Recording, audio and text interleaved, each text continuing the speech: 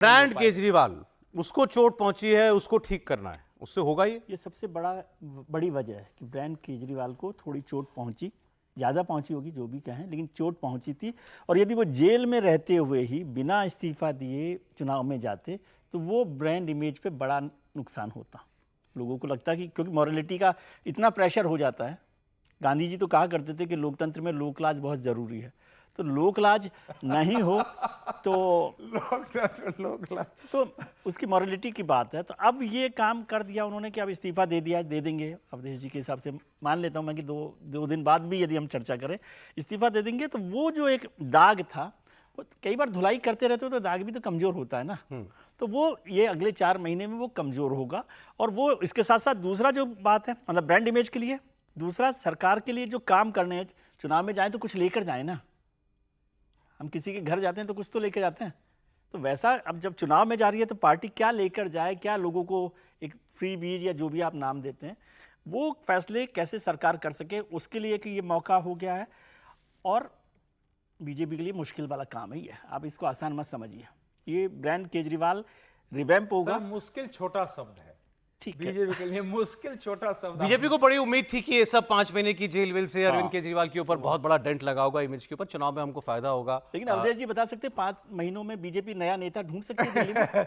देखिए, दिल्ली में अरविंद केजरीवाल का उत्तर बीजेपी आज तक ढूंढ नहीं सकी, क्योंकि वो जिस प्रकार से इस समय स्टेट के लीडर वैसे भी जो आ रहे हैं, सब नरेंद्र मोदी जी पर, नरेंद्र मोदी, अमित शाह सब कर देंगे। मैं एक ब्रांड पॉलिटिक्स ये अरविंद केजरीवाल कैसा करते हैं उसका एक ज्वलंत उदाहरण आपको कोरोना काल में आया। कोरोना काल में आईटीबीपी ने आपको एक क्षेत्र में 10,000 बेड का एक क्वारंटाइन सेंटर बनाया था, और वो गृह मंत्रालय का प्रोजेक्ट था आईटीबीपी का। उसके लिए एक राधा स्वामी सत्संग के और निरंकारी ने जमीन जगह दी थी।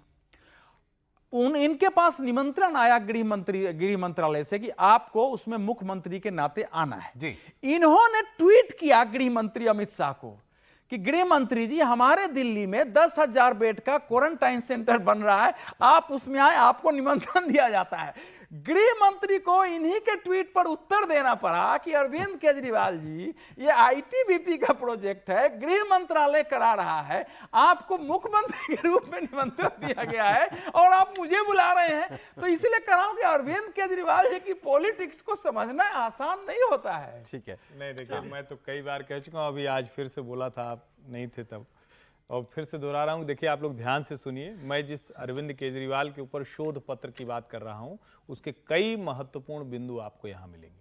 सचमुच भारतीय राजनीति में ऐसा नेता नहीं हुआ है।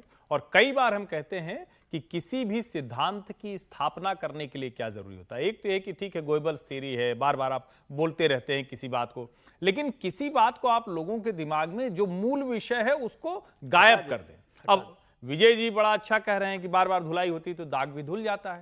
भाई, दाग कई बार धुलता है, ज्यादा हो तो कपड़ा फट जाता है, लेकिन अब उसके आगे है ये अरविंद केजरीवाल ब्रांड पॉलिटिक्स है।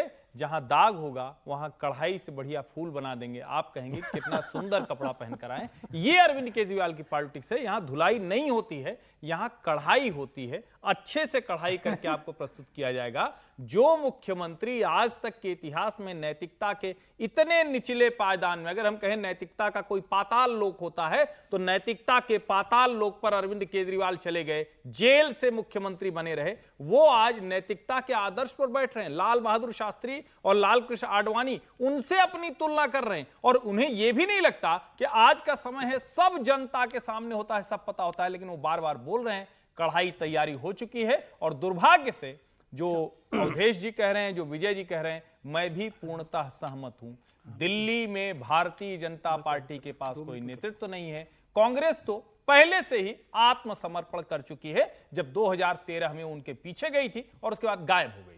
अच्छा, एक राउंड जरा आखिर में, बहुत सारे लोग नए जुड़े होंगे, वो जानना चाह रहे होंगे कौन अगला मुख्यमंत्री हो सकता है। 3 नाम हम अभी चला रहे थे। 2 जो सबसे सीनियर मंत्री हैं इस सरकार में, वो हैं आतिशी जी और सौरभ भारद्वाज जी। तीसरा नाम सुनीता केजरीवाल जी का, केजरीवाल जी की पत्नी, उनका चल रहा है। मैं चर्चा सुन रहा था, आप में शायद ये बात हो रही थी कि घर छोड़ना पड़ेगा, ये एक बड़ा फैक्टर होगा, इसलिए शायद वो सुनीता जी को चुने। घर की वजह से हर्ष जी की बड़ी चिंता है। अच्छा, नहीं, मुझे लग रहा है कि जो आदमी अपने ऊपर इतने गंभीर, आखिर अरविंद जी के ऊपर सबसे बड़ा वाला दाग कब लगा? अगर आप लोग ध्यान से देखें, ये शराब घोटाला तो बाद में आया, और इसमें तो जब जांच हुई तो पहले कोई, फिर मनीष सिसोदिया, फिर 11 लोग, फिर उसमें 15 लोग और शामिल हुए, फिर साउथ लॉबी। लेकिन बड़ा दाग कब लगा? बड़ा दाग तब लगा जब पता चला कि जो 3-3 बेडरूम के आमने सामने वाले फ्लैट लेकर अपना काम चलाने वाला मुख्यमंत्री था, वो कह रहा है कि ना, शीला जी जिस बंगले में रहती थी उसके पीछे वाली भी जमीन कब्जाओ, तोड़ो, नया बंगला बनाओ, और वो कुछ व्हाइट हाउस की तर्ज पर होगा, जहां रिमोट से दरवाजे खुलते हैं, जहां कमोड लाखों में होते हैं, जहां पर्दे लाखों में होते हैं। वो सबसे बड़ा धब्बा था। अब अगर कोई व्यक्ति इतना आरोप लेकर एक घर बनवाता है तो आप ये सोच रहे हैं कि वो उससे निकल जाएगा, और अगर निकलना होता तो आज अरविंद केजरीवाल कहते, मैं त्यागपत्र दे रहा हूं, अब मैं मुख्यमंत्री की कुर्सी पर बैठूंगा ही नहीं, मैं आम आदमी पार्टी का संयोजक हूं, मैं देश में अलग जगाऊंगा, नरेंद्र मोदी की सरकार को उखाड़ फेंकूंगा। लेकिन ये उन्होंने नहीं किया है, तो बंगला ना मूल में। इसीलिए मुझे सुनीता जी याद आती हैं। और दूसरा, जितनी स्टार कैंपेनर की लिस्ट आई, नंबर 2 है सुनीता केजरीवाल। बने ना बने मैं नहीं जानता हूं, अरविंद जी कुछ भी कर सकते हैं, और खामखा एक परिवारवाद का इल्जाम लेंगे अपने ऊपर। नहीं, परिवारवाद का कौन सा आरोप और है? फिर ये बंगले वाली बात भी सब करेंगे। सुनीता जी कितना अच्छा मुख्यमंत्री वाली कुर्सी पर बैठ के बोली थी, आप कह रहे हैं कि परिवारवाद का आरोप है। और इसमें कौन सा आरोप है भाई? जब सब कह रहे हैं, जब सब सरेंडर हैं पहले से ही, सुनीता जी जिनकी न संगठन में भूमिका न सरकार में भूमिका, जब सब उनके सामने समर्पित है। और मैं फिर कह रहा हूं, अरविंद केजरीवाल की आम आदमी पार्टी सिर्फ अरविंद केजरीवाल फिनोमिना है, इसके ना आगे कुछ है न पीछे कुछ है। वो जो तय करेंगे वही होगा, और उसको जस्टिफाई भी कर